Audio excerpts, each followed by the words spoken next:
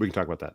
Good morning, good afternoon, and good evening, ladies and gentlemen. Welcome to attempt number 2 at our never-ending failure of the AV experience. I'm joined, as always, by Bob, Bogus Odin, and Archaea, Jonathan. Hello. Welcome to the failure, ladies and gentlemen. We tried, and then we had people chatting in the wrong stream because I can't set up a stream, evidently. But we're here, and you guys are here, and our voices shall be heard in this state of the industry. Gentlemen, how have you been? Jonathan has a toy.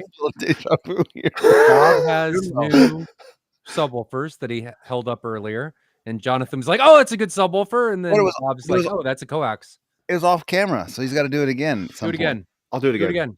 again. Now or later? Do it now. Do it now. Which one, the subwoofer or the coax? Both of them. Okay. Well, one's easier to pick up. Well, not really. About the same. Coax. Coax. Mm-hmm. Very nice. Mm-hmm. I'm going to be decreasing the number of subwoofers I have in my room from, I think, 12 to, or subwoofer drivers from 12 to 10. Let's be clear. Drivers, yes, not subwoofers. Because they're 8-inch drivers right now. Yeah. Now they're not. Now they'll be. Yes. Yes. These. Yes. We need a Tim Allen sound.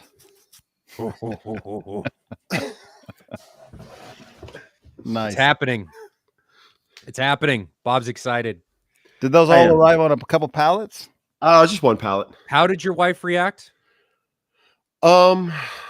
You sent a text message. Yeah, I got one of those. What did you just do? Comments. Yeah. What is this? Yeah, because the pallet got dropped off in the street, so I had to carry him in basically one at a time. That's because he couldn't see your house number. It's the no, we could see the house number. No. I was out there unloading it, but you don't get. Technically, they're not supposed to bring him in. A lot of times, if they're nice, they'll put him on the driveway. Most of the time, they won't bring him into the garage. No, it was just on the street, so I had to, bring them all in. And I got a couple amps too. Ryan Kramer's asking you to tell the models that you picked up. Nice. But so the subwoofers are the the 18 sound NTLW 5000s. It's the never released Bose 21. And the coax is it's a 12 NCX 910N. Irrelevant. I believe they're pretty. Is it right? It's on the box. Are you going to do a passive crossover or active crossover with your DSP from your amps? So I would love to do an active crossover. The problem is if I do an active crossover, I need 2 times the number of channels of DSP and I need 2 times the number of channels of amplification, which is expensive. Mm-hmm. So right now, if I don't duplicate channels for the subs, which I can do on the subwoofer amps anyway, if I do it all in the subwoofer amps, I can get by under 20 channels. Actually, technically, I can get by. Well, if I don't make wides, I can get by in 16 channels. If I make wides, then I'll need 20. But if I do address each sub individual, I need 24, no 23. So, but then if I were to go ahead and add each sub or each speaker with active crossovers, then you need another 13 channels on top of that, and that's a lot of additional expense. Yeah, but with the compression driver, you can get by with a lot less power than like the woofers and stuff. So the amps are much smaller. Right. But then you still need the additional channel of DSP. Mm-hmm. Yep. So that blows up cost at all. My plan right now is to do simple second order crossovers. I'm going to test it out, see how it works. If I can make that work and then just correct in DSP. Mm-hmm. That's my goal. We'll see whether or not that works or not. Stitch, Jonathan is upset because there wasn't any more Pacific Rim or Godzilla to watch, and he was stuck watching Alien Romulus. Speaking of Alien Romulus, it's my all-time not favorite movie. I'm really surprised. I actually am really surprised. I figured this would be right up your alley. I was really excited about it. Practical effects, horror, love the original Aliens, and this was not it. Did it make you jump at all?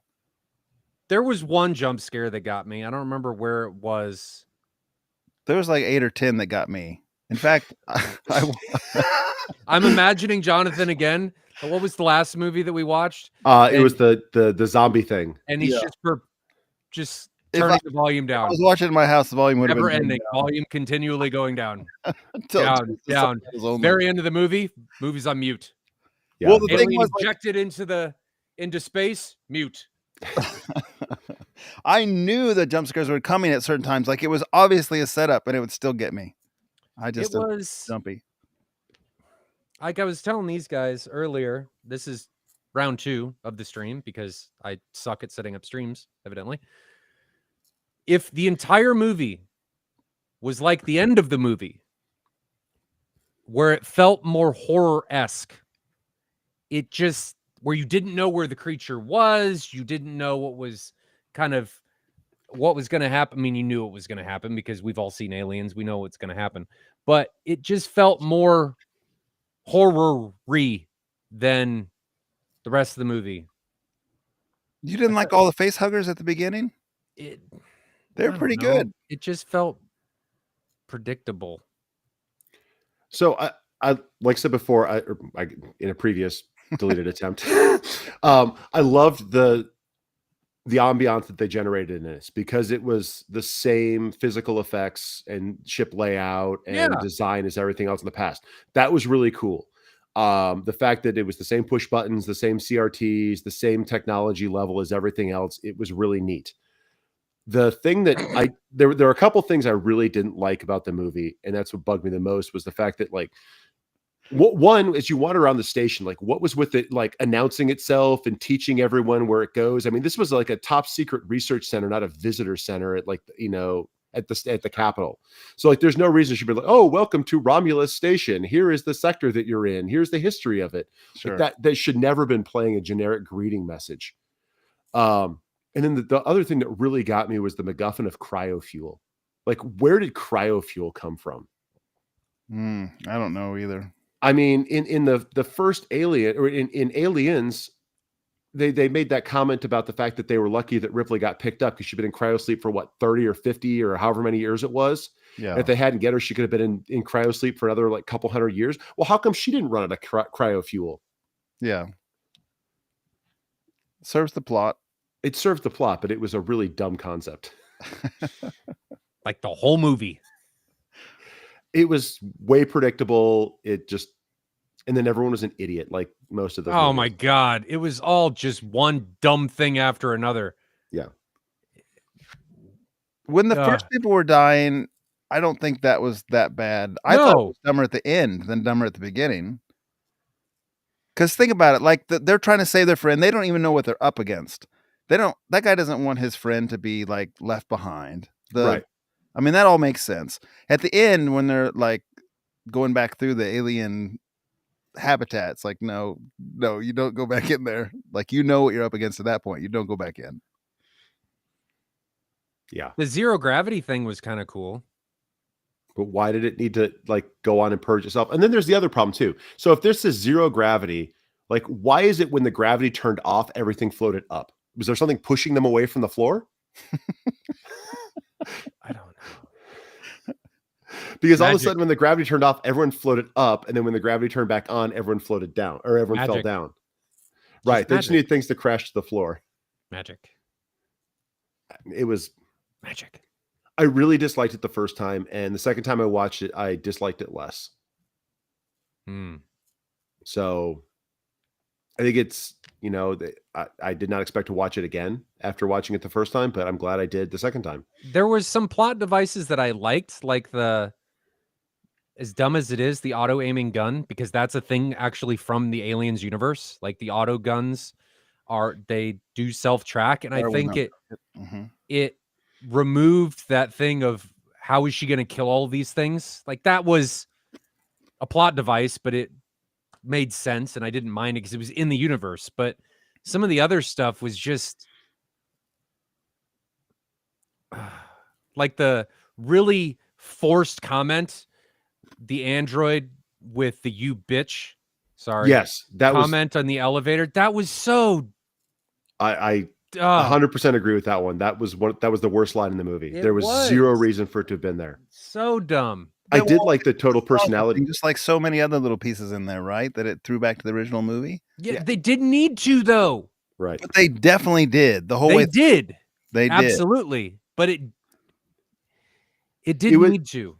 It wasn't in the speech pattern of either of his personalities. I really did like the switch in personality though when they changed that module on it.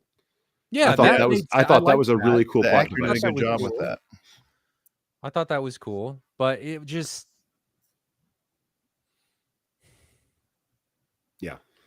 Anyway, suggestions on the next movie that's not Alien Romulus. I just watched Electric Earth this week. Electric Earth. I think it's called Electric Earth. It's that new Netflix thing with Chris Pratt. It's not great, but it's a enjoyable watch. It's just not a good movie. I didn't heard of it. Yeah, it was they spent a lot of money on it. It's like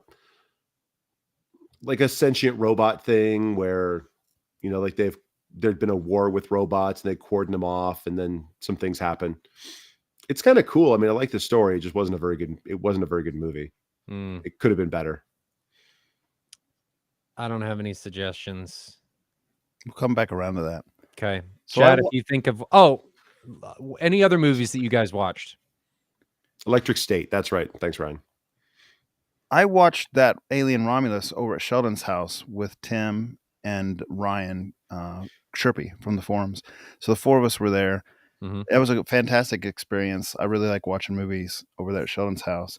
He had the NZ500. I thought it did a fantastic job at his room. The front third of his room is all velveted out. The picture quality was excellent. The sound was excellent. He's got 1618, so there's plenty of bass going on. He's got the hover easy boss things that are like, inner tubes with subwoofers in them. He's got subwoofers in every chair back, 12-inch subs in every chair back. So it's like like a tactile experience. So I of course jumping because he was playing it loud and Ryan Kramer made me laugh because Ryan was sitting next to me in one of the chairs, and Ryan's like saying he doesn't get scared, he doesn't get bothered by jump scares and stuff. I looked over at one point, and he's gonna make all kinds of excuses, but I looked over at one point, and he was like cuddled up, like in his chair. He's rocking, and he tried to blame it on me. He's like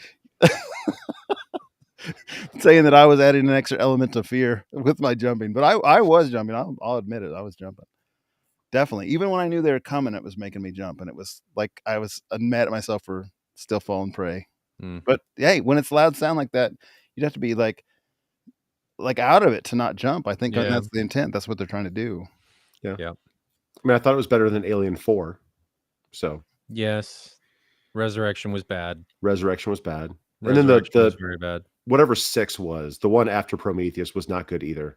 Alien Requiem. Is that what it was? Yeah, Requiem. Was it Requiem? I don't think it's Requiem. That doesn't sound right. It's something else. The one on the forest planet. That wasn't good either. Prometheus, I liked Prometheus. I liked Prometheus too. But didn't you think that humanoid at the end of this thing was kind of like actually really creepy? Yes. The final boss, if you will. I don't know how to say it. Yeah. That's how the one in Resurrection should have been. Mm-hmm. I think this one was creepier. I liked the end of the movie. Like it was, do more of that, not whatever else you did. Anyway, other movies I watched The Civil War. No way what I was expecting. I enjoyed it. Is that the political documentary the type thing that might what might have happened type thing or what might happen? Yeah. So I enjoyed that one. And then I watched Napoleon. Awful. Just awful. With Phoenix? Joaquin Phoenix. It was bad? I haven't seen it. I did not like it. Too slow or what? Because Phoenix is a fantastic actor. Phoenix is very good. I just thought he did good. He did really well. The rest of the movie just didn't. The rest of the movie did not keep up with him, is what I'll say. So that was bad. Look, Ryan making excuses again there.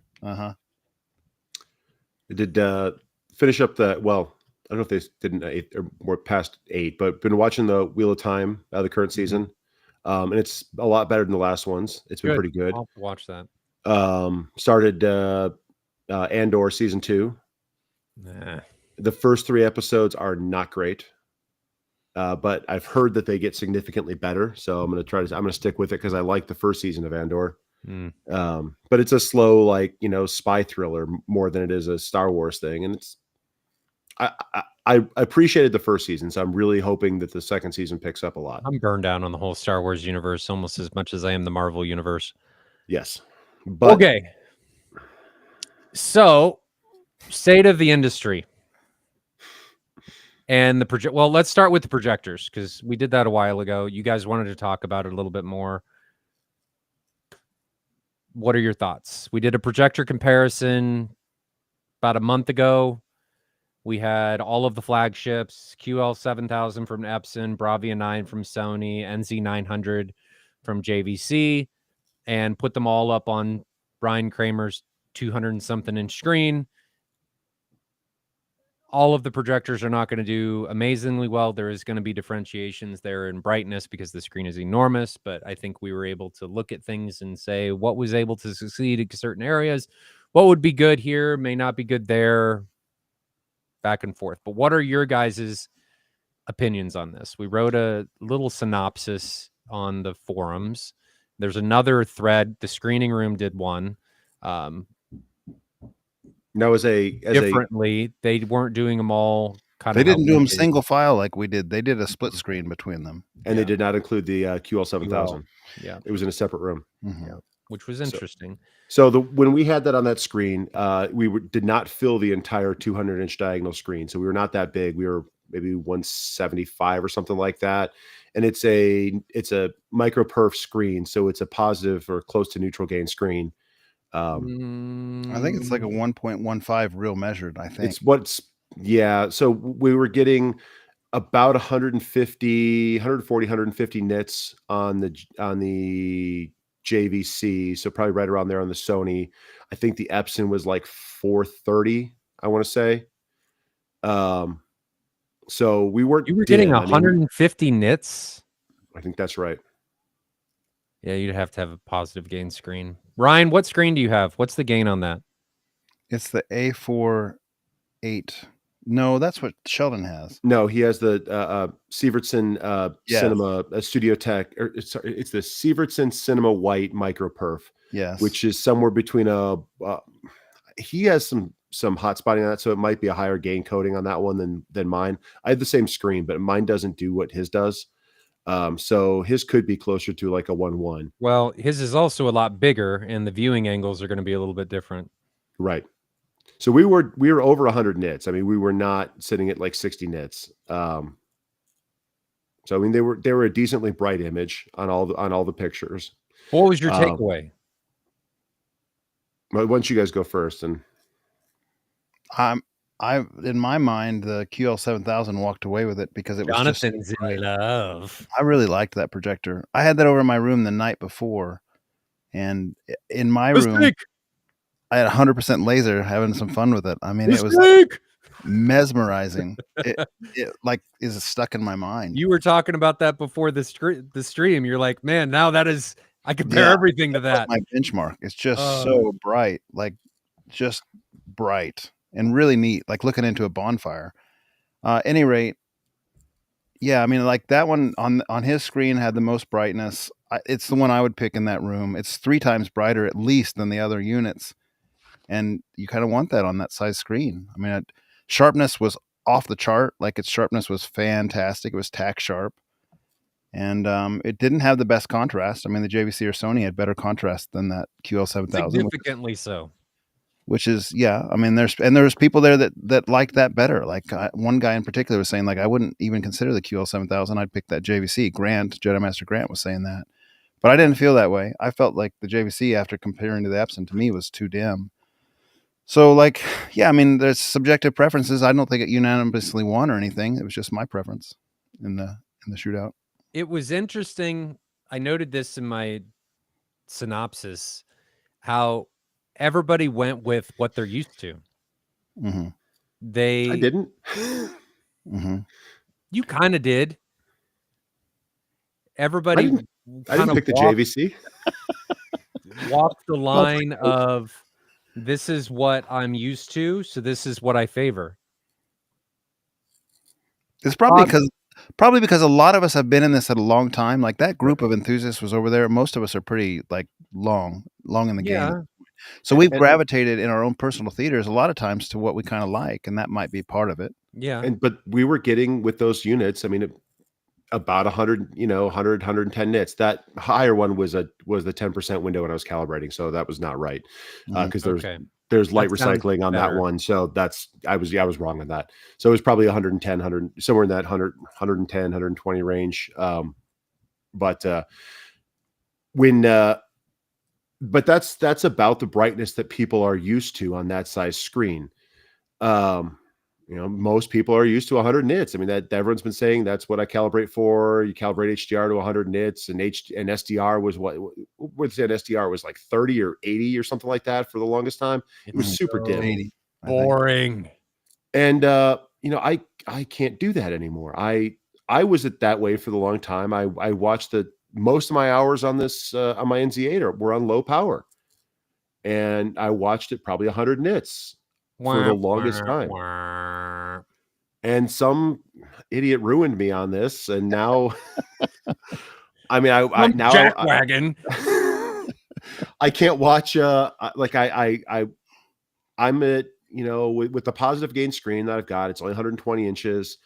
I watch it probably about 170 nits. I had the Sony for the longest time at home. I had it for a few days to play around with it, to get used and just kind of figure out how it was working. That put out a little more lights. I was in the 220, 230 range.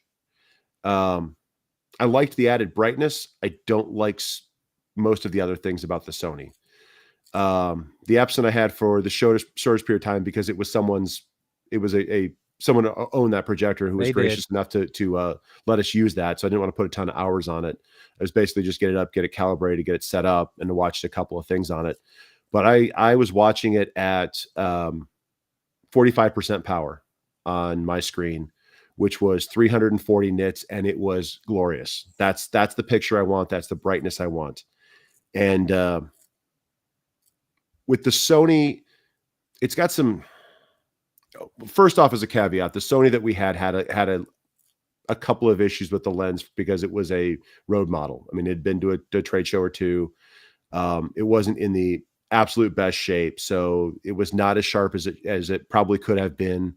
There was a lot of fringing off the pixel grid, so that came with some other associated issues. But the Sony had a big problem with black floor. Once you got to a certain level, while it displayed darker, it just crushed everything. Wasn't that weird? Yeah. So anything once you got below a certain luminance level, just all became a black soup or a gray soup. And we ran into this with a couple things, and we did some tweaking in contrast and brightness and managed to pull back a little bit of it, but not to the amount that the other ones were. So that was at the expense of some of the other detail when you started pulling that back. It started clipping some things and so forth, right? If you only went a couple of points, because I played around with that with the Spears and Munsell stuff and the test patterns to try to figure out where the best one was, you could get it a little bit better, but not to the extent that anything else was. So there's just something going on with their current image processing that does not do a good job there. This version of what's their image enhancement thing called? Reality creation. Didn't do much at all, no matter how much you try to turn it up. They've toned it down. We've heard intentionally from previous models. The previous generation added a lot of ringing, and it was very noticeable that it was doing something. I just didn't like what it did. This current one doesn't do nearly as much and still just adds some ringing around the edges of things. So it's not a pleasant thing either. And because of that kind of low black floor crushing stuff, I was watching Wheel of Time on it because that's what we were currently watching. And that's got the first couple episodes that have a lot of really dark scenes, and they looked terrible on that projector. Just because there was no low level detail. I will say the two benefits to that projector, which are nice things though, is that it's very color accurate out of the box, and it does have the widest color gamut out of all of them, which you don't notice on most content, but when it's there, you notice it. When we played the one green frog thing from Planet Earth, the vibrancy of the green was the best on that projector by a significant margin. It really did a great job there. That could have been calibration though. No, because I did that at home too, and you can tell the difference, the color filter and things like that. There's just some gradations on like the face of that cricket that get lost that you really were seeing on the Sony. Maybe I'd want to measure those colors to see what they actually are. I thought that one looked the best there, but other than that, I mean, we didn't watch it. That was the one that everyone's just like, man, we're good on that one, and we kind of skipped it during the comparison. It's not a bad projector. Like, I won't say it's bad because no, it's not a bad projector. The ones that it's up against, it's just not as good as the other two. But it's also a third more expensive than the JVC. Well, it wasn't. To put that, yeah, but it is. It is now, though. Yes, it is. Yeah. And so I don't know that there's some stuff floating around in the. I don't know if you're cutting out, Ryan. Still cutting out? Yeah. Yeah, I think you're back now. Okay. I got a connection lost reconnecting message. Am I good? You're good. Yeah, you're good. Okay. There's some things floating around the industry. We'll have to see how long or if Sony sticks around. Yeah. In projection. Because we've already seen what's going on in Europe. I've heard some rumblings of some stuff that's going on in the US. And it wouldn't surprise me. Well, the Sony has a lower black floor than the Epson, but because of the way, of its image processing on it, you wouldn't think that. The Epson does a significantly better job with dark content. It does, okay. Because it tone maps it up and boosts it all. You don't lose the detail. Sony still has a significantly better black floor. It does, but because everything just turns into that gray mess once you get below a certain level. That's not the black. That's just image processing. But that's what I'm saying. Because of its image processing, it doesn't take advantage of the advantage it has in contrast. It loses all of that. Yes. For those who weren't there, the Epson seemed to lift detail above its lesser black floor. So the Epson has kind of more of a gray. The Sony's a little bit blacker than that, and the JVC is the blackest. Right. The Epson, even though it has the worst like black floor, it would elevate details quite a bit, actually, almost like changing time of day. It would elevate details quite a bit to get them out of that kind of like muddy black floor that the LCD panels do. The Sony wouldn't really lift details. And so like if you, the scene that sticks out in my mind from what you're talking about, Bob, is it was kind of like a night scene, and there was kind of like a bar or something, and there was some pattern, like some wallpaper or something sort of pattern. We watched that at Ryan's. That wasn't at the shootout. It's not that it wasn't lifting detail. It was just flat out crushing. Yes. And like the detail that was there on both the Epson because it lifted it and the JVC because it could produce it was just lost. Like there was nothing there except for darkness. You couldn't see the pattern on that little wall. You couldn't see like anything on the floor or a table or a chair or something. It was just like it was all there. It was black crushed out. And that should be something that, could be fixable. I mean, I would imagine with the image processing, but there was something going on with the way it was rendering images that did not look right. To make sure that we put in a caveat, it potentially could be fixed. Like it could be fixed through calibration or through manipulation of settings. I don't know. We didn't spend an inordinate amount of time on it. I tried to get that quite a bit, and I couldn't get anything out of that. But you never know when it comes to this stuff. Right. There's a lot of nuances. There's a lot of different things that could be, but in our experience, it was just crushing a lot. And how do you know, Bob, you probably spent the most time with it. Did you feel like you could see that if it wasn't side by side? Because side by side gives it away. You can see that. You could easily see it side by side. When I watched anything with dark content, it was a muddy mess. It was not an enjoyable picture to watch. So just as a solo, you were still noticing it all over the place? Yeah. Well, I mean, the question in my mind would be like, especially if you weren't familiar with the content, you didn't know what it was, you might not know you're missing anything. But if it's something you're real familiar with, or you're watching a side by side, No, it didn't look right. There was just now. I will admit I did not try it in SDR, so I don't know if that's just an HDR tone mapping issue or if that's a limitation of the image processing of the projector itself. I did not think to I do don't that. know, Bob. If you didn't know, I don't think most people would know. You lose a lot. Everything looks just dark. Yes, I'm not saying that it's correct. And it's I'm all saying crushed. that if you didn't know, I don't think you would know. Maybe it was harder to get that projector to look right than it should have been. But it given goes how back to accurate it was in other. the subjectivity of things, of like you guys talking about this is how it should be when like the whatever that scene was, Wheel of Time, when they're underground and it was darker. Like this is how that scene should be. How do we know? We don't have a mastering monitor. We have no idea what this content, quote unquote, should be. So I always have to just look at this with a grain of salt of we don't really know. We can say this is how we prefer it, but we really don't have the reference to say this is how it should be. So I'm just playing devil's advocate of making sure that people, there's always we don't know because we don't have a Sony mastering monitor or any of the mastering monitors sitting right next to us. So when I switched to the Epson and watched with that, I mean, 100% was way too bright.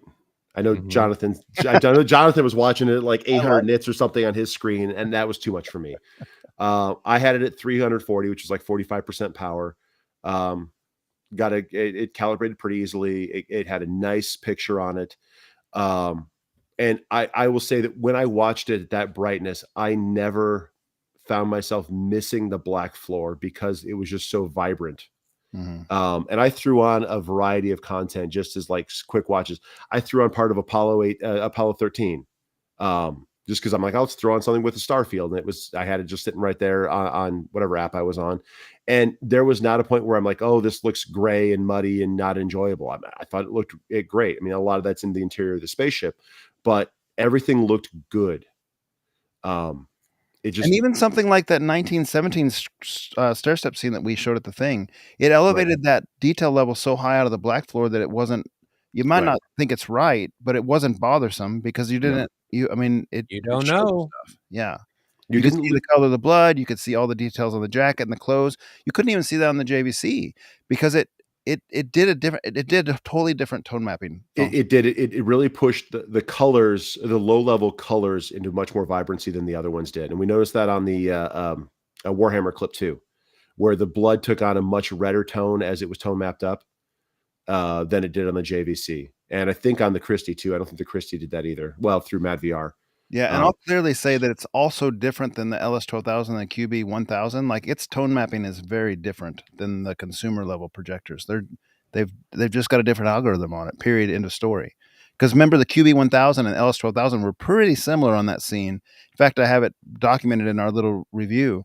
Those two were like almost. I mean, there was a tiny bit of difference with the dynamic tone mapping of the QB1000, but it wasn't to anywhere near the same level as that QL7000, the way it represented the scene. It was just much more aggressive on the QL7000, lifting those details. Now the Epson did, God, if I could talk, have the lowest color volume. Yes, it did. That pose any problem to either of you? I never noticed it in the time that I watched it, with the exception of the one green frog. Yeah, I never noticed it either when it was over at my house or at the thing either. When it's by itself, like I didn't have a problem with it at all. Woonjon Lee says, after the $10 USD, thank you very much. Much appreciated. Hey, guys, just an update. Got the QL3000 and currently happily blind. Excellent. He was one that was asking a bunch of questions on these things the last couple of shows. Remember? Was it last show or the time before? I cannot imagine you're not absolutely thrilled with that thing. Everything we saw with it, it looked great. Yeah. It's not without its fault. Like, it's not the king of everything, but it does very well. If you have a 120-inch or smaller positive gain screen, the JVC is the right answer. Maybe up to 135, just because that's for as my personal preference, because that's the brightness level I want. You're not going to get a bright enough image on a bigger screen. I want to be closer to 200 nits than I want to be to 100 nits. So Stitch this is Tim. words this in an interesting way. At Jonathan's, without the high brightness, the Epson kind of loses its appeal, but with max brightness, it's very impressive. And I agree, because if you take away the brightness, you still have the JVC does everything better. Correct. Yeah. So you've got to allow a display to work within its strengths. Like, you do not go get a QL series projector and then take Run all the with brightness away and put it at 100 nits. 30% laser or something. You don't do that, No. right? That's not a good idea. Unless your screen's so big, that's all you can get.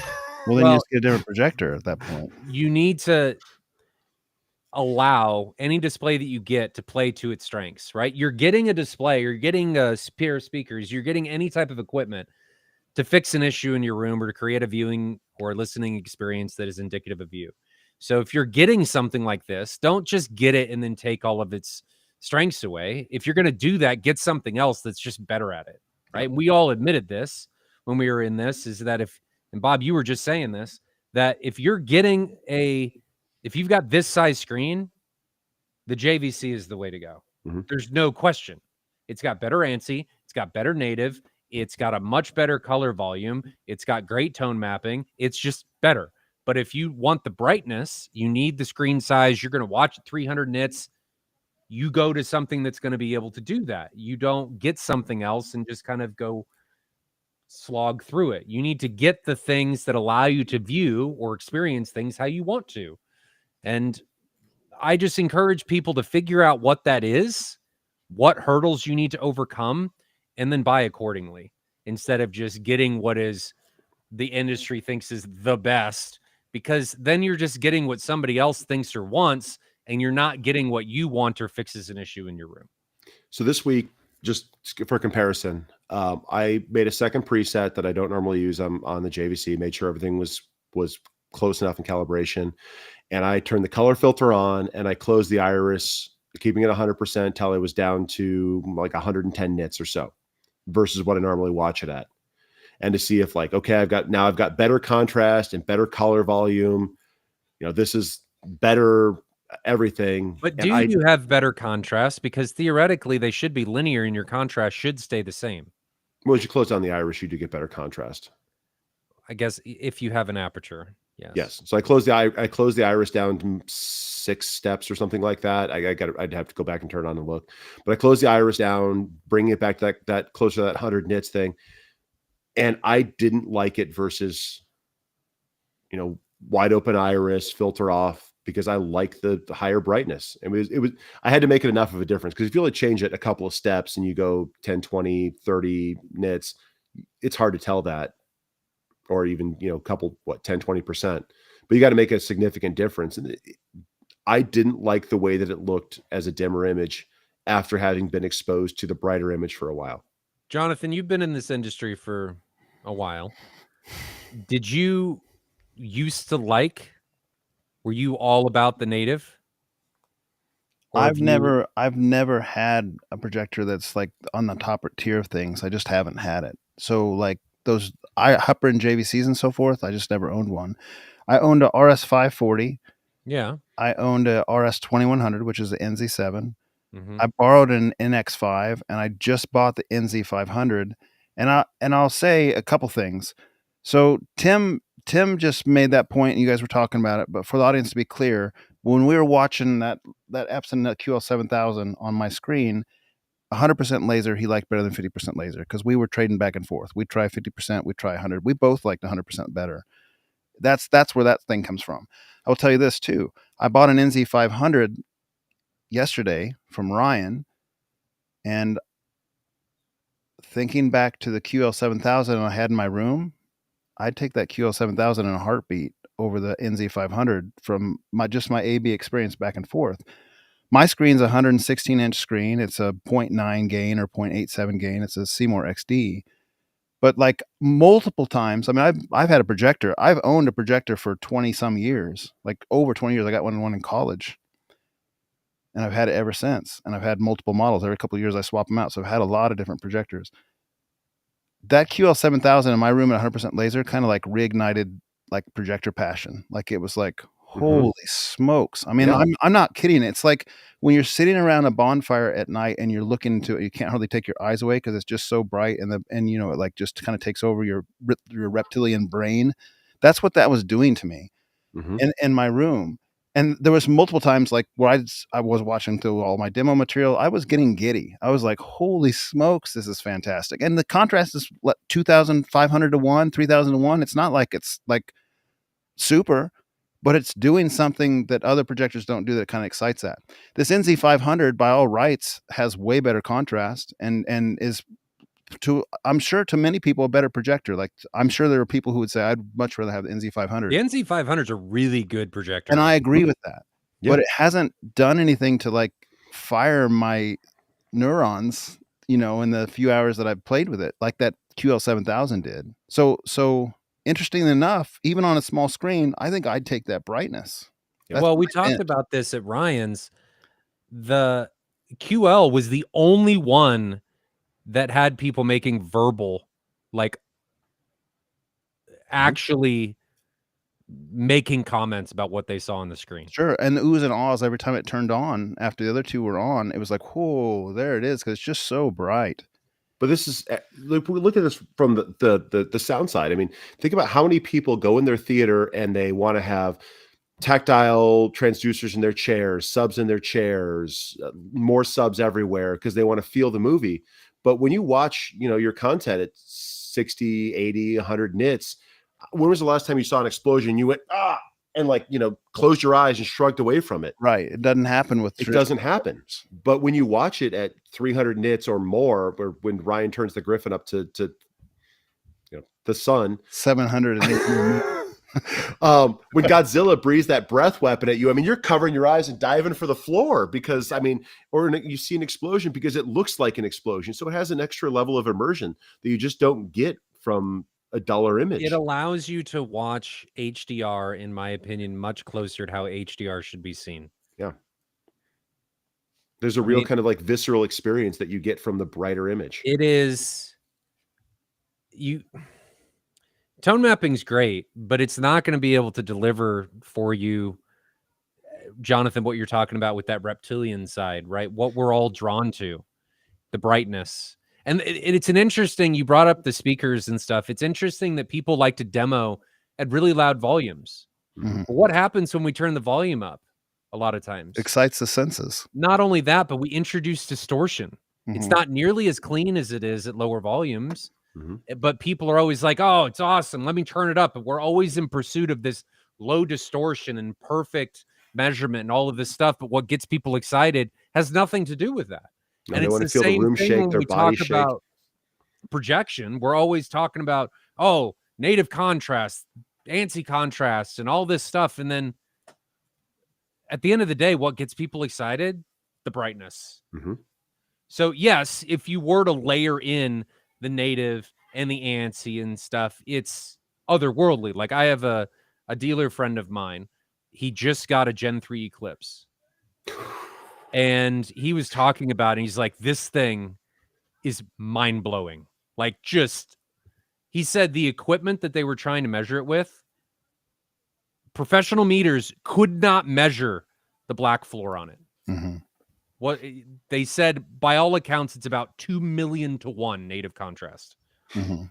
which is just Wild. ridiculous. So yes, when you start doing that and you introduce the brightness, because that thing is, I think, still technically capable of like 30,000 lumens. When you give it 30,000 lumens, 2 million to 1 native contrast, 1,000 to 1 ANSI, it's absurd. Like, yes, it is objectively better. You're on a giant OLED panel at that point in The time, Griffin, or close to it. Yeah. The Griffin, 35,000 lumens. I can't, my native's like 5,000 to 1. Mhm. Eclipse is just going to blow it away. It's objectively better. There is no question. But at the end of the day, when we're doing demos and the little things, what gets us going? What gets Jonathan going in his room? Brightness, the QL over the NZ500. I mean, I think we just, at least that's to me. I can't speak to everybody because we saw when we were talking about, hey, which ones do you prefer in Ryan Kramer's room? It's probably 50-50. Mhm. People liking the JVC. Oh, I couldn't get rid of the black floor, and others were like, "Oh my god, just throw away the black floor. I'll take the brightness every day of the week." Mhm. Yep. There's certain scenes in certain movies that I like watching.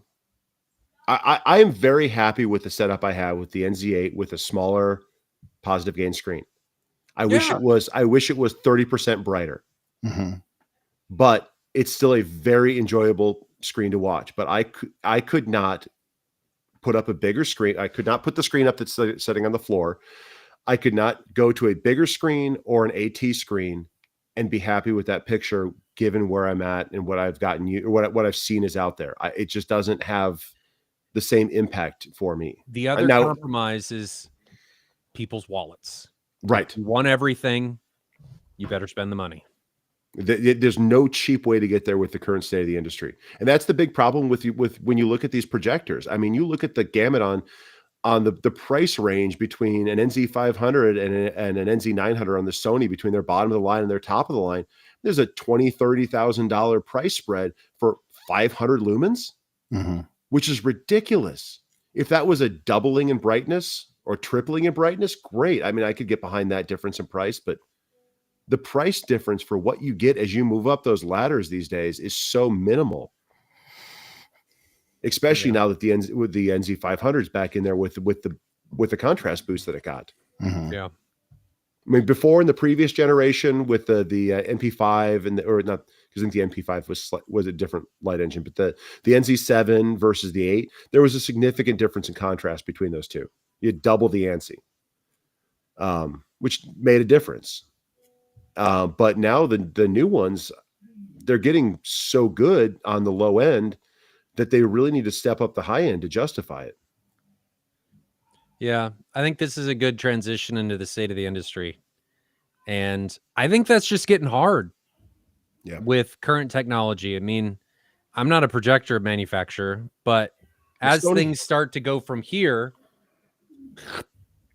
to into here, when you're trying to differentiate in a product line, it starts to be kind of an indicator that maybe we're reaching the thresholds of what is possible. Well, Sony already has it. Technology. Sony's got the panels in the GTZ 380. They've got the light sources. They just didn't take that that's system a anywhere. Huge projector. But there's potential there. Maybe. Yeah, maybe. And then there's the same thing on the other side. There's much better DLP chips out there, but they're expensive and they're not being pushed in the market. There's a slew of single chip DLPs everywhere, but there's no multi-chip DLPs that other than what Barco and Christie. It's complex. It's hard to do. It's hard to do. How do you guys, let's not make this political. I don't want this to be political at all. I know that's can be kind of hard, but what did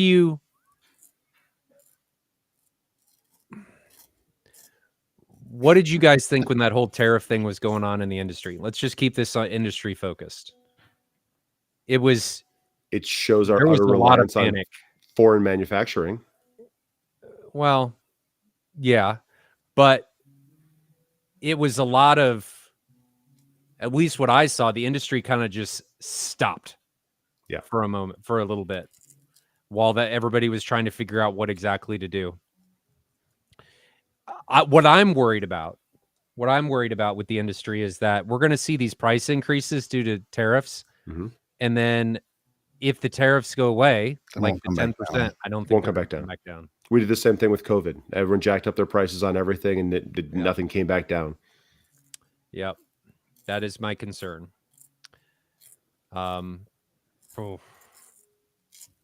Hopefully it will. I mean, we'll have to see.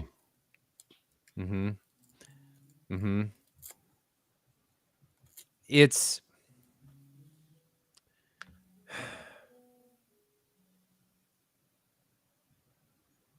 anything from you guys on the tariffs?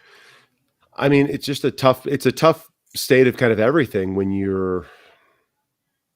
nothing is, well, I'll use this as an example. I went and pulled the trigger and got all those drivers right now because there was a price increase coming. And I got them before the tariff price increase. Now they've held off on that till June or something like that. So the price increase isn't happening yet, but The other one I was heavily considering was getting the Eminence driver. Well, Eminence is owned by the same company that is owned by B&C, who owns 18 Sound. They make them domestically, but they make them with Chinese parts. So they couldn't get the parts to make the speakers. And they're back ordered a while on those drivers right now. Just because they don't have the parts, they can't get the parts for them. Mm-hmm. So we've gone, and this has been a shift in basically every industry for a long time, to this just-in-time market where we're not stocking inventories, we're not having replacement parts.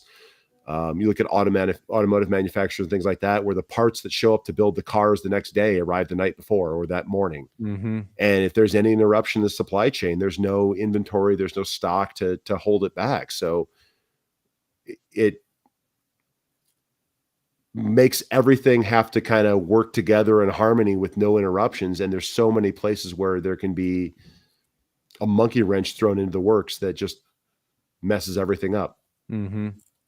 So there were some projector manufacturers that were going to go up 25% overnight. Mm-hmm. Well, there was a certain other lifestyle projectors that have been having an issue with initial Kickstarter prices and tariff increases and trying to get out their units. Mm-hmm. And there's another manufacturer that's still going to go up, and they're going to go up at the end of the month. Yeah. Projector Are manufacturer. you not allowed to say which ones? I mean, we know which ones on the podcast here, but I don't know if that's public knowledge. I don't know if it's public knowledge yet. So some of them were posted on AVS. Let me look there. You can find it, but yeah, I don't know who. I mean, the thing that's kind of obnoxious with it, and I don't fault the idea of having it. Like when I've looked into it, I understand what the driver is. But when they get into this war with it, like we talked about this on another podcast just briefly, it's like an auction thing. We're like, well, I'm going to raise mine. I'm going to raise mine. It just keeps going up and up and up. And now we're up at like 145% or something with China, maybe higher. That was the last I heard. That's pretty high. And there's no end in sight. Like they're not going to back down. So ultimately manufacturing would shift, right? It's not like you would just keep producing it there. It would move over to another country that can produce it without having that tariff if that continued or didn't get leveled out. There's been talks to open new factories in Mexico and things like that to push them over there. Or they bring it here. I mean, at some point, Right. like NVIDIA is building a new fab here in the United States finally to build some computer chips here for Which is graphics chips. Desperately needed. I mean, that's a good thing. That's ultimately the goal. Yeah. But that's decades. That's a long way out. Yeah, but if you don't do that, if you don't start, it's never going to happen. Yeah. That's the whole behind it. If you don't start, but I won't get into the politics behind it. It's just, I'm worried a bit about the industry with how this is going.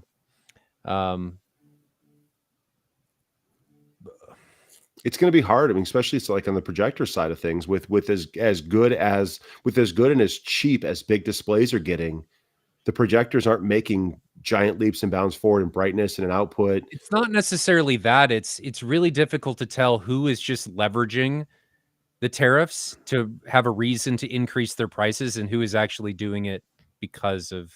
Yeah. I mean, I think there's a whole lot of bandwagon stuff that they kind of see an opportunity and take it. Yes. I mean, especially when these tariff prices went up and the tariffs weren't even in effect yet. We had some of that in multiple industries, not just you can't fault them for you can't fault them for that. I get that. But it's just a mess. And I think it's making it more difficult for an already what we call this niche market. Yeah, not niche, but it's certainly a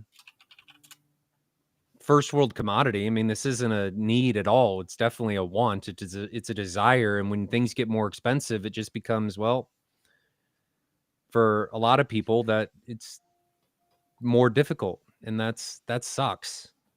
Yeah, that really sucks, unfortunately. I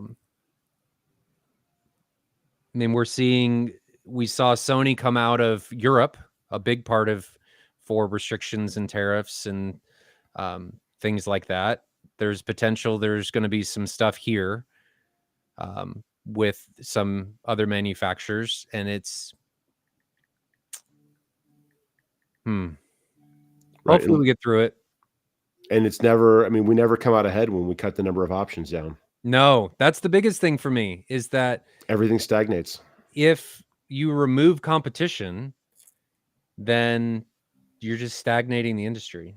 Which is why I hope those small lifestyle projectors become extremely good. I mean, like there's no downside for us as end users for a better projector or technology to get pushed in advance. I mean, it's only going to make the other ones either have to get better or, or we have another option. I think you're going to end up waiting until Texas Instruments releases their next DLP chip, which is around the corner. I mean, they've been talking about releasing a new one. Yeah, there's faster ones. There's the quicker engines, which hopefully will reduce some RBE issues. There's the talk of the 2-chip solutions. I mean, there's a bunch of potential stuff out there. It needs to get to a point where it's actually being produced by someone.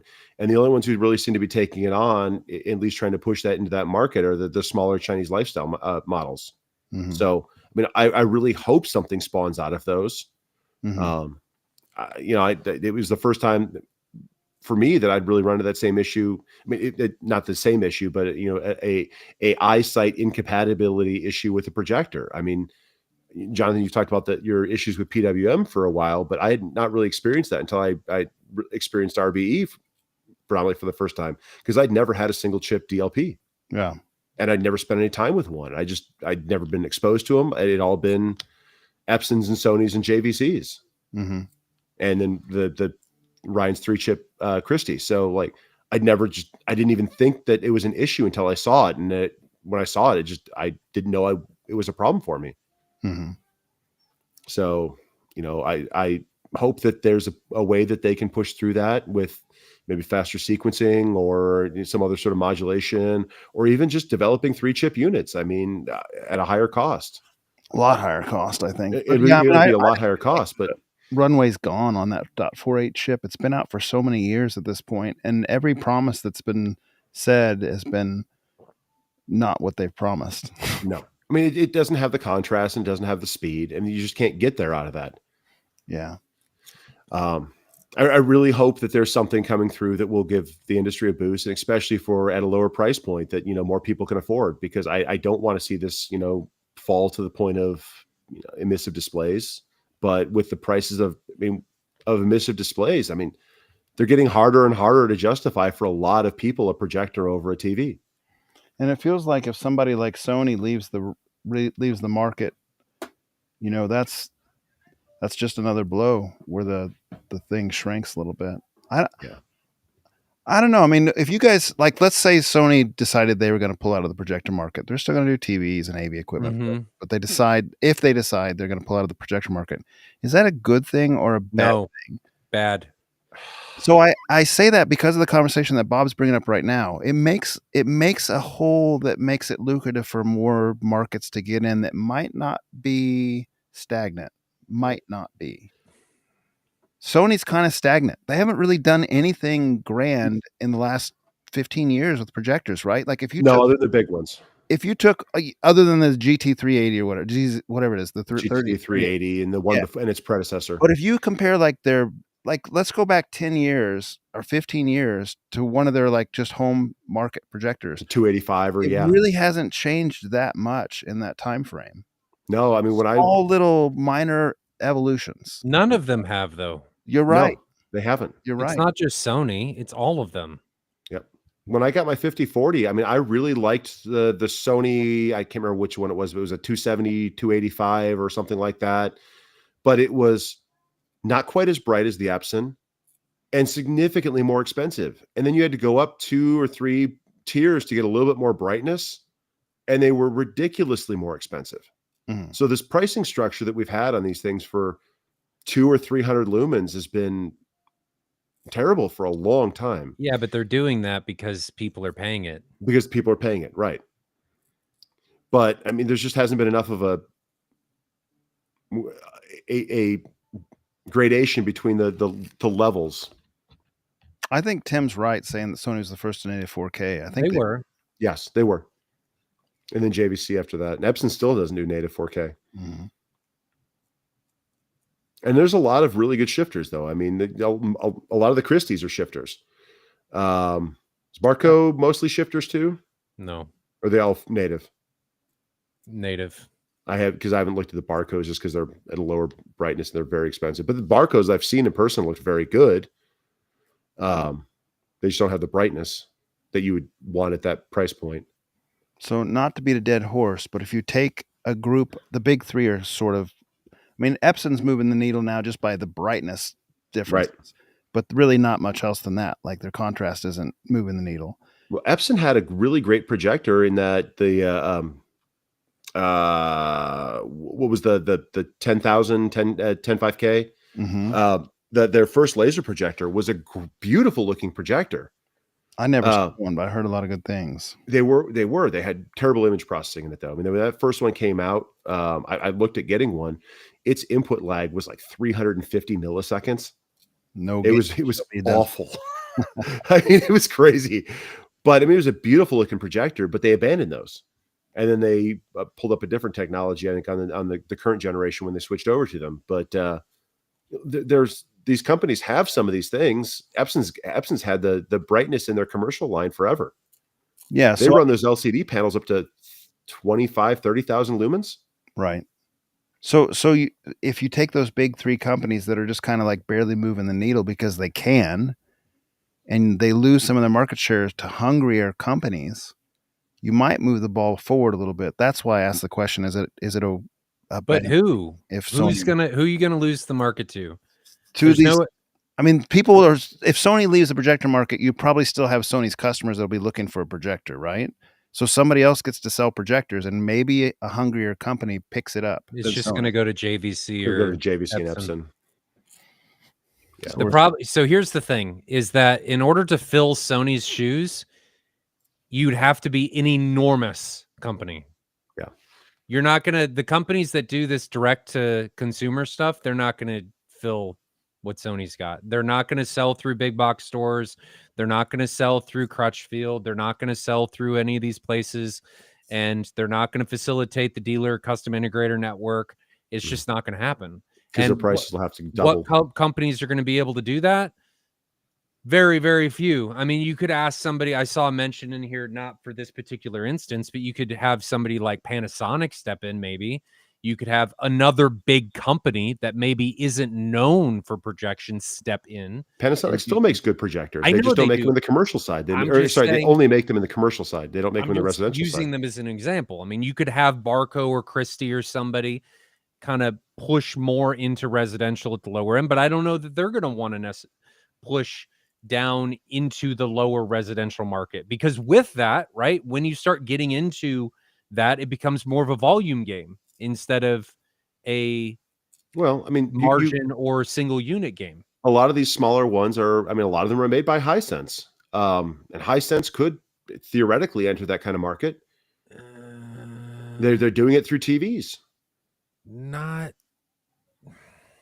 kind of. They don't have a chassis that really works for the direct install type thing, but there's the potential there that they've got it. They've got the manufacturing capability. They could do it. They could, yes. Hisense could theoretically do it. It's a big enough company. They have the manufacturing capability. They have the experience in manufacturing the products. But it's not just that. You have to have not huge, but you're going to have people on the ground. Right. And I don't know that Hisense has a big presence here in the States. Do they? Maybe they do. I don't know. I don't know the TV side. Yeah, I don't either. But I mean, that's the only one I can think of that could fill in and really jump into that. Other than that, you get the smaller, internet direct stuff. But Panasonic could, LG could make more of a push. Does LG make projectors? Yeah. Yeah. Oh, sorry, the small ones. Yes, you're right. I spaced out for a second there. Yeah. Samsung could do something. Yeah, Panasonic has the projectors. It has the high end commercial stuff. They could do that. They could take a shift in that direction and enter that market. Projector Reviews reviewed one of the recent Panasonics and said, like, it's, even though it's a commercial projector, it's good enough for home theater. They're great projectors. I've seen them. Mm-hmm. I mean, the Illumitarium in Vegas has hundreds of those things up there, and it's a great looking projector. I considered one, but I mean, it's the same price range as they're very expensive. I mean, they're in that. BenQ. Yeah. Yeah. I forgot There's about a lot BenQ of too. different options. BenQ hasn't made a push Some into odd choices though. Like their flagship, the 9060 HT or whatever it was, it had like dials for the lens zoom and stuff. Which is that the one that shot light out the front? no, No, I Or don't. was that that's the Optima. that I was mean, the Optima? That's right.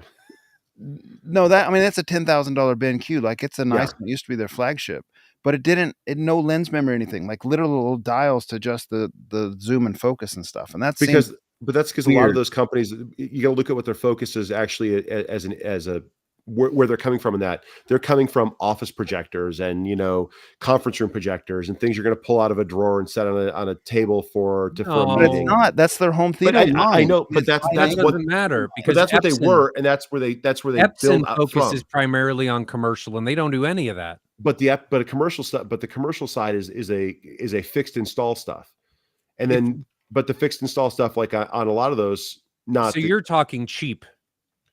it's not necessarily cheap, but you think they're not feature rich because you don't need it because they're not targeting a consumer market. They're targeting a classroom market or a conference room market. And so the stuff trickles sideways. It's not a building it specifically from a theater base. I don't think a theater base has anything to do with the need for motorized lens adjustment. No, but if you're putting it hanging it from a 20-foot pole in an auditorium and leaving it there, you don't need a lot of lens adjustment. Now, having motorized lens adjustment would be nice for when it gets knocked out of alignment. So Yeah, but why do you need lens adjustment if you're putting it on a pole in a home theater? Again, same thing. I don't think you necessarily do. CinemaScope screens. No. I know. That's not one of the things that I've ever been into. Do you think total departure from that? Do you think the tariffs are going to kill the Valerian?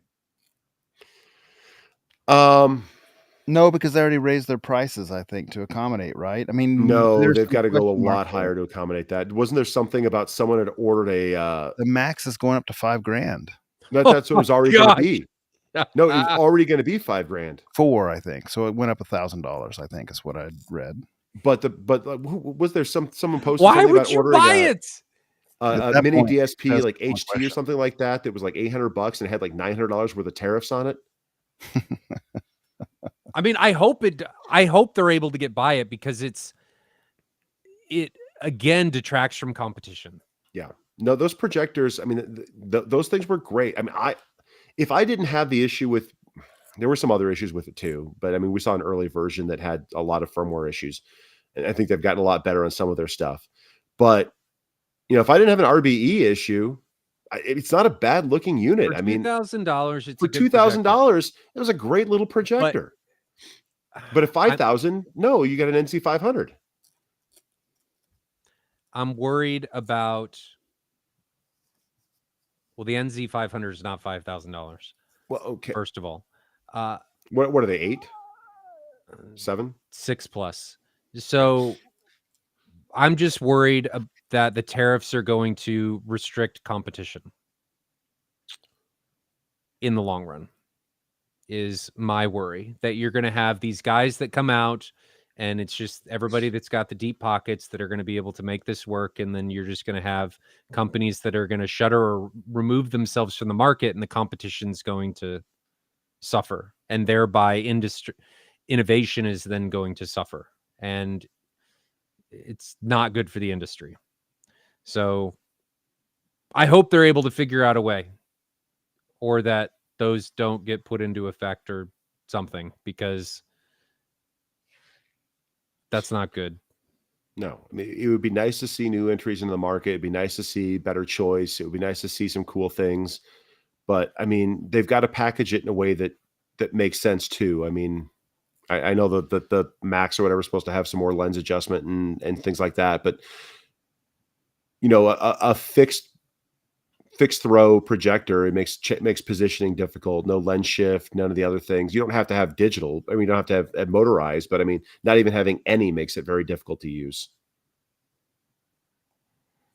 Which, by the way, the NZ500 down here is going to require me to move my mount. It's like 9 inches over zoomed at the smallest setting, which means I have to move the projector forward.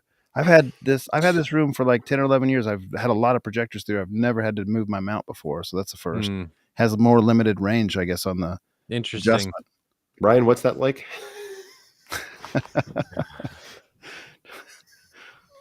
You were fighting that with yours. I can't move mine now. No, there's no room now that we had to tilt it down a little bit. No room. It's up against the ceiling. It's really close. Yeah. It's really close. So we only have 3 questions. Anything before on state of the industry before we move on? Has there been any other kind of like big industry announcements from any other aspects this year? Or is that, I mean, I know we're kind of in the midpoint of the year and a lot that'll hit CEDIA later in the year, but it's been kind of a quiet year for things. They were just saying in the chat, a couple people said that Garmin bought JL Audio. Yep. Yeah, this was a while ago, wasn't that? A strange pairing. No, JL Audio does a lot of like marine stuff. Garmin wants the marine stuff. Yeah. 2 days ago is what it says on a link. No, that's been going and that's been for a while. I got nothing else on state of the industry.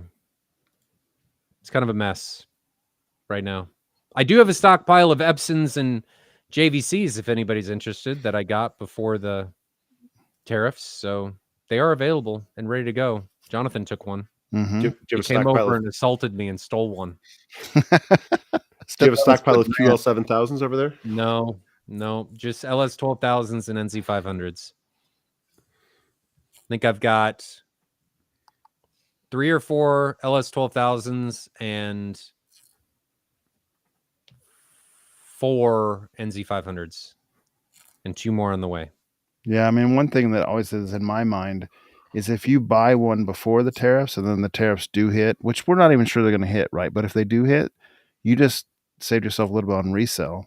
So, you know, let's say it goes up $1,000, you have $1,000 lead on your used price if you need to sell it for whatever reason or when it comes around again.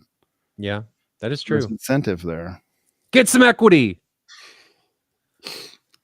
That is not one of those things that words should ever be applied to this hobby. Well, no. You get the idea. So I only have 3 questions that people have put in. Nobody's been really asking any questions, but if you guys have questions, feel free to put them in the chat. We will answer them as they come in. Let's see.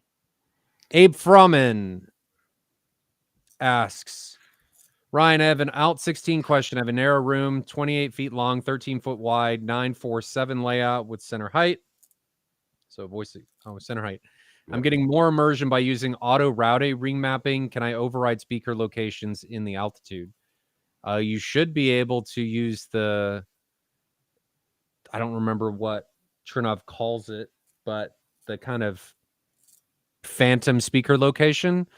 It depends on what else you're trying to use it with, but you should be able to make it sound like a speaker is anywhere with the Chernow altitude, 16 or 32. So it should be possible. Good question, though. Stitch, Tim asks, what are your thoughts on going from the MP5 to an NZ500? Jonathan, you've seen... I've already answered Tim. He's probably wanting your perspective. I told him we had a conversation about it. I think that's a good move. But you guys can share your opinion. It's double the contrast, isn't it? It has a lot better ANSI and high ADL contrast.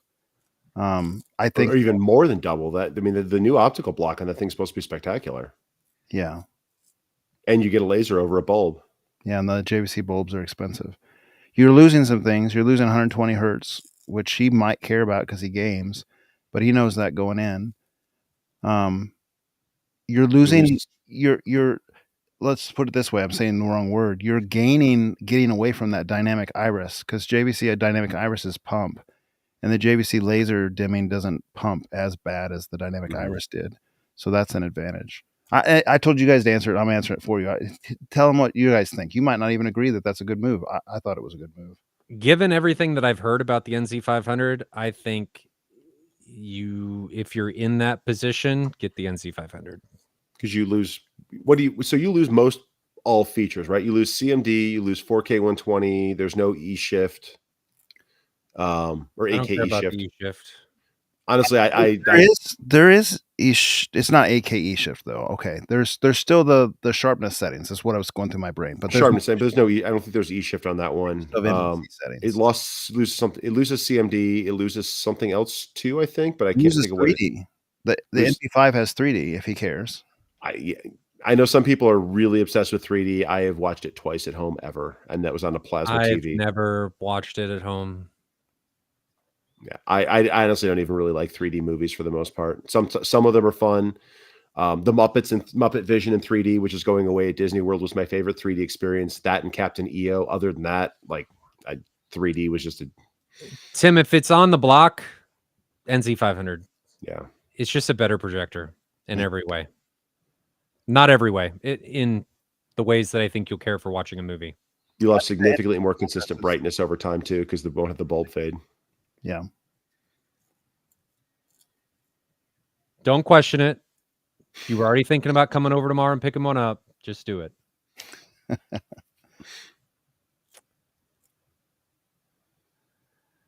Finster asks, what do you guys think about the JBL Control 328C for Atmos speakers? I do not know anything about that speaker.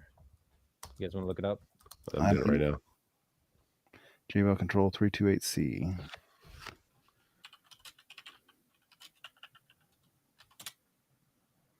It's an in-ceiling coax. 8-inch woofer is good. 1-inch compressing driver is okay. I've just never liked the way those JBLs sound. Some people are all about them.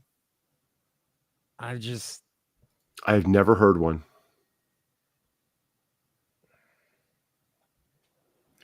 Thousand watt peak. Like that's gonna do reference. Maximum SPL is 118 continuous, 124 dB peaks. It'll do reference. I like JBL sound. I think that's a good speaker. Looking at the stats here. Honestly, the only JBL stuff I've had any experience with is their Heritage speakers, or their bigger speakers, and then their PA stuff. And I don't like their PA stuff, but that's just me. I think they're better options. What are the other speakers that are going in this room? And what is the room like? Yeah, I mean, if you need that kind of output, that's a lot of that. That's a good amount of output. Is this home theater? Is this music? What's the use case here? There's a lot of stuff. I tell people, buy equipment to fix problems. Don't just buy it because of whatever its capabilities are.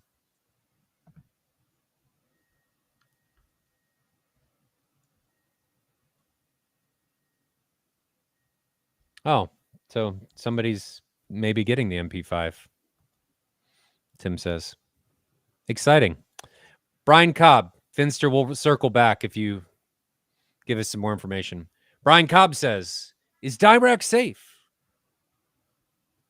There seems to be a lot of turnover of upper management and the founder over the past year. I mean, you could say that about a lot of companies.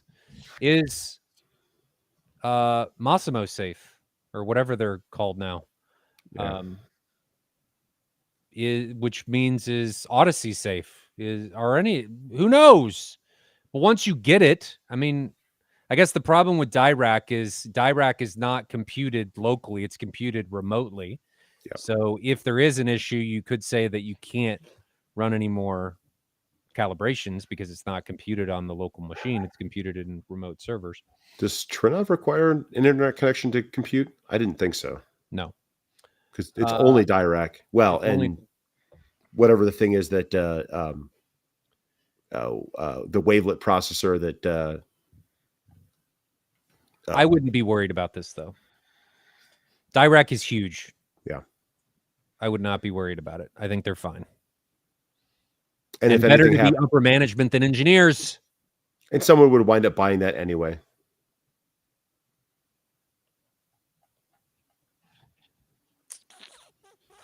Jonathan, any comments? I can't imagine that the technology would go away because I mean, there's a lot of licensing out there for that opportunities. Someone would pick it up. Abe Froman asked another question. Any thoughts on Eclipse Audio, the new open source spatial audio codec? think it will compete with Dolby and DTS. I think this is already out on Storm and Trinov, but I don't see it doing anything. Dolby's too big. Right, and they have too much money in the industry. I mean, how many titles have you purchased or seen available in Euro 3D? Yeah. It's not going to upset the equilibrium of the industry. What was Dolby's the other? too big. What was the other Blu-ray disc competitor that was out for, I don't know, like a year or two? HD DVD. Mm-hmm. Yeah. And if you don't have the industry money behind it and the studios aren't supporting it, you're never going to have anything on it. Nope. Now, it would be cool if something like that wound up maybe making it into immersive audio for multi-channel audio. I mean, there's the potential that if it got adapted there, it won't. That maybe a streaming service could pick that up for some sort of cheaper licensing fee on that. But I mean, again, Dolby's got a lot of money in the market there. It won't. So Finster comes back and gives us some more insight. It says PSA 212 LCRs, JBL Studio 6 surrounds, and PSA 110 rears. I think the JBLs are fine. I mean, if they sound, maybe get a hold of one, try it out, and see if you like the way that it sounds. I mean, the big thing is to look for timbre matching around it. You can fix a lot of that in EQ anyway, just to see how it sounds when you pan. Jonathan had but it's not just about timbre. It's about a bunch of different stuff. I mean, if your dispersion changes, room interaction changes, there's a bunch of stuff that you can't fix using room EQ. So I'd be depends on what you're after. Less variety than more. This is the same gentleman that was asking us about the JBL. Same. No, now you're talking about 4 different speakers in your room, and I would rather you see you move down instead of up as far as variety. Does that JBL Studio 6 have the same tweeter? Totally different series. Yep. I think it's fine. It depends on what he's after. I mean, maybe he can get a really good deal on those. Yeah, it's a waveguide compression driver in that one, isn't it? Yeah, it's totally different. Is that even a compression driver? Ideal situation, they all become PSA 212s. I mean, yeah. I mean, those other Studio 6s do have a same. I mean, it's a JBL compression driver, so hopefully. There's so many different compression drivers, though. I agree with that, but I mean, they might. Which is the PSA 212? Is that the one that's the same as the? Looks like the JTR. Yeah, I mean that's the same kind of mirrored type design. The 12s or 15s or something flanking a square horn. If I remember correctly, yes. I didn't pull it up, but that's what I recall Fabius forms over the years. Yeah, let me look it up.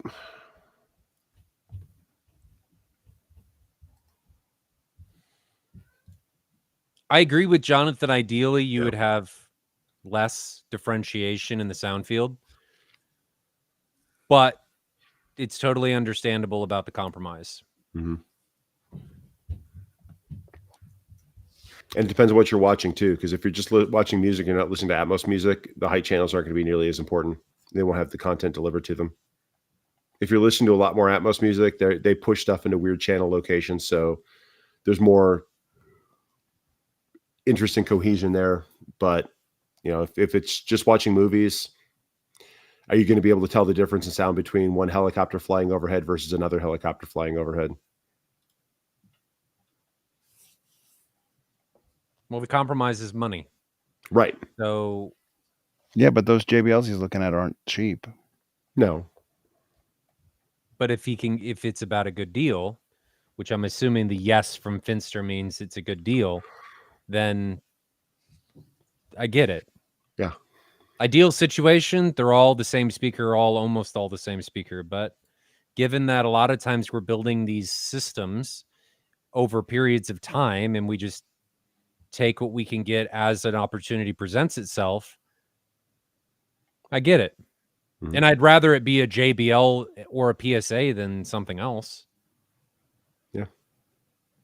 So at least potentially the voicing is similar. We can't all have 70J1s everywhere, Jonathan.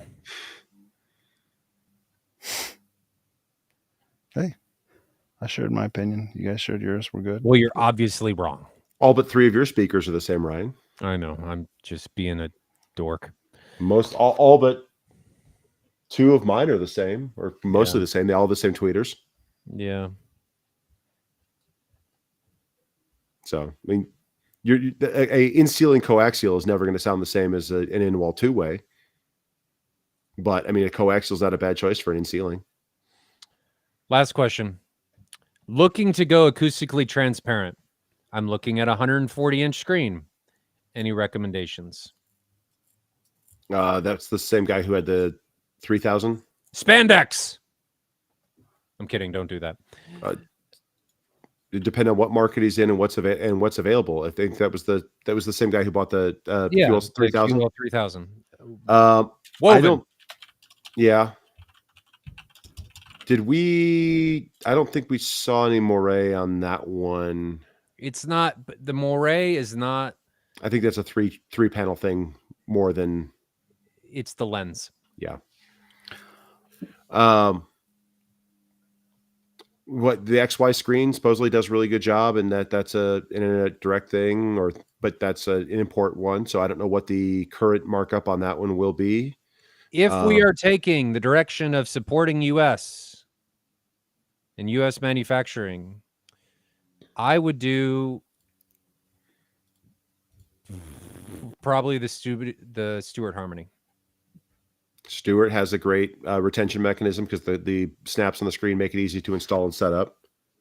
The Seymour looks good. The Sievertson material looks really good too. As 3 domestic options. I was just over at Sheldon's to watch Alien Romulus, and he has an Elite Screen A4K, and I thought that screen was excellent. His is a 158-inch screen, and he sits like, I don't know, 9 or 10 feet away. You can see no weave. It didn't have any hot spotting. Didn't have any flaw whatsoever that I could see, and it's is it a woven or microperf? It's woven. Okay, I haven't seen that material. I didn't like a couple of the cheaper Elite screens I've seen, but I've not seen any of their woven ones. It's called the A4K, and you can buy it, do it yourself, just like the material. If you want to build your own screen, that kind of stuff is an option too. Yeah, you can order material from some of the other ones as well.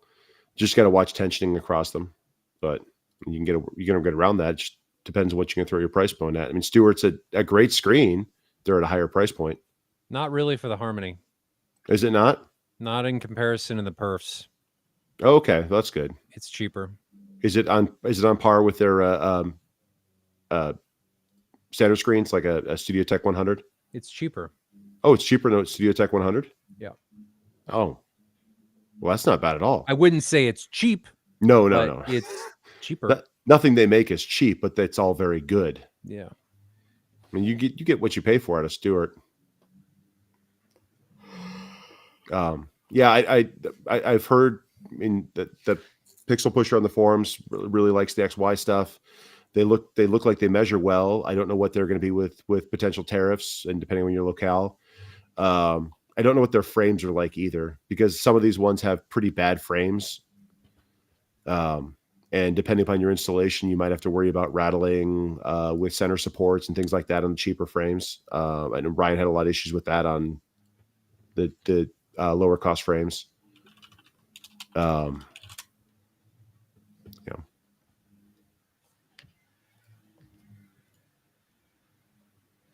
Yeah, Stewart's not going to raise their prices as far as I'm aware because they're all domestically produced.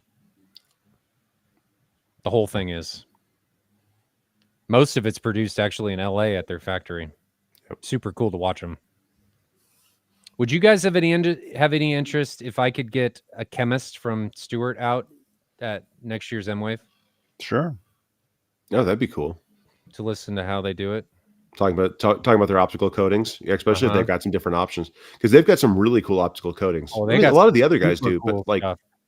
Having someone talk about optical coatings and screen materials and all the other compromises would be a neat seminar. I think that would be super cool. That's a really good idea. If anybody has the opportunity to, I encourage you, if they will let you, at least go up and ask, to take a tour of their facility. It's not like a super high-tech facility because it's more of like a small business kind of thing. They're not a small company, but how they do it is pretty cool. The screens are literally painted. Mm-hmm.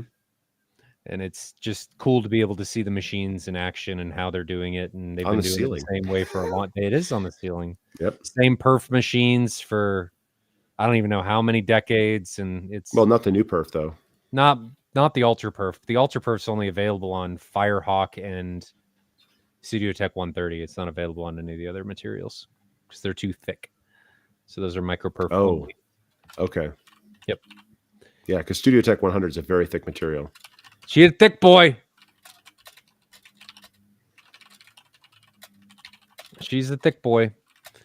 Yeah, I'd imagine Seymour is probably pretty isolated as well with at least the Seymour AV. I don't know about Screen Research because Screen Research or Screen Excellence because that was through a partnership with somebody in Europe, wasn't it? Europe. I don't know if they brought some of that manufacturing here or not. Yeah, and Sievertson, I think, manufactures a lot of their stuff in New Mexico, somewhere southwest. And remember, though, it's not just about where it's manufactured, but if parts and stuff are coming in from other places, that can Correct, and their import line. Well, however they do that, or they're the importer for, but the Silver Ticket stuff is all import stuff. So Silver Ticket prices, which are a great bargain screen right now, could wind up going up significantly. Mm-hmm. And that's a great like entry level screen. There's nothing wrong with those. Anybody have anything else? We're only at an hour and a half, so.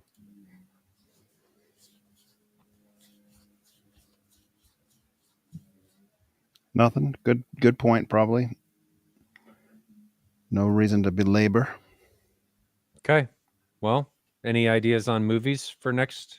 Bob's muted. Bob, you may not know you're muted, but you're muted. Am I muted? You were. No. Oh. Maybe I'm delayed. I don't know. Is the movie Warfare out yet? I don't know. I was watching Bob's mouth move, but no words were coming out. But I think I must have been on a delay or something. I don't know. I've never heard of this movie. Is that in theaters? It's not out yet. It's still on pre-order. Yeah. Somebody was saying it was in chat, and I've been waiting for it to come out, that it's one of the best sounding movies they've ever seen. Oh, that'd be cool. All right. Well, I guess we'll come up with an idea on what movie to watch. I don't have any ideas right now, so we'll just have to. Is there a genre we're trying to stick with? Or just something that's a good experience? Something different. We'll think about it. No sense in belaboring it over now. All right, guys. Well, we'll leave it here. Thanks for joining me. Fun as always. And we will come back next week. Like I said earlier, I do have a couple L's 12,000s and a few NZ 500s, and I got one Denon 6800 that needs a new home. So if anybody's interested, shoot me an email at ryan@ascendav.net, and we can work something out. But guys, thanks for joining me. Yeah, thanks, dude. It was a good time. Sorry for being late, but glad we got it going. It's always fun to get these rolling, and we'll go from there. We'll come up with a movie here soon. Guys, stay safe out there. See you guys next week. And